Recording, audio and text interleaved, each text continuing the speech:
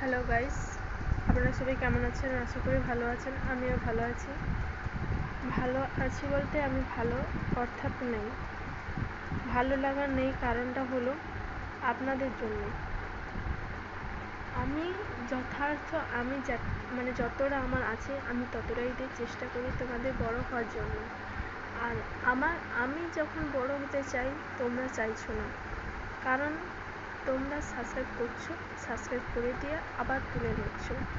আমি like share comment সব করছি, তাই আমি ওখানে হিংসুটে না। যাদেরকে বড় হতে ইচ্ছে তারা বড় হোক, তাদেরকে বড় হতে দেওয়া হোক, আমি সেটা নিয়ে কিচ্ছু বলিনি।